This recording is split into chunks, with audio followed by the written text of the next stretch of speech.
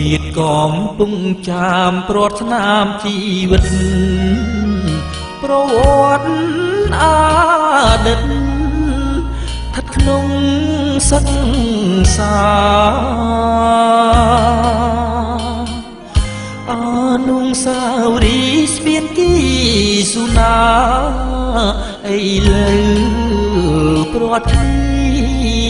ក្រំគ្រីដួងចិត្តអស់អោបឹងស្នាយខ្ញុំស្ដាយស្រណោះអវត្តដីដោះកោះប៉ែនកោះមិត្តអោកងសុទិនសូបិនក្នុងចិត្តអោកងសមរិទ្ធបិទខានឃើញមុខ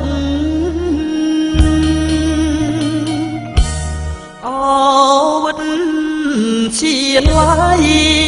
ព្រះសីហੰនោះខ្ញុំសែនស្រណោះបង្កប់ថ្មគោលជ្រោយថ្មទន្លេបាត់ដាត់ស្រមោលមិនបំភ្លេចចោលចុងថ្មប្រាំងក្ដីភ្នំប្រុងភ្នំស្រី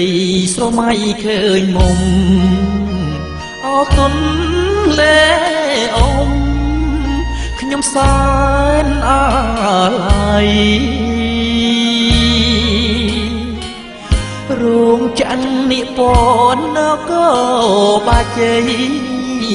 បើមាននិស័យកវីវើវិញ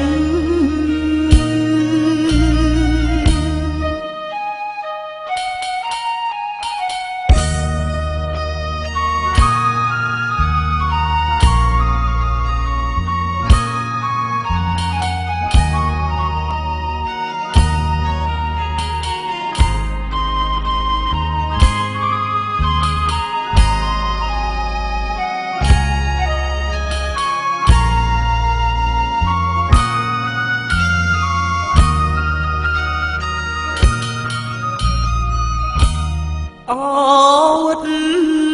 ជាឡាយព្រះសីហੰនោះខ្ញុំសែនស្រណោះបង្កប់ថ្មគោលជ្រោយថ្មទន្លេបាត់ដាត់ស្រមោលមិនបំភ្លេចចោលចុងថ្មប្រាំងក្ដីភ្នំប្រុងភ្នំស្រីស្រមៃឃើញមុំអោទន្លេអមខ្ញុំសែនអាឡ័យ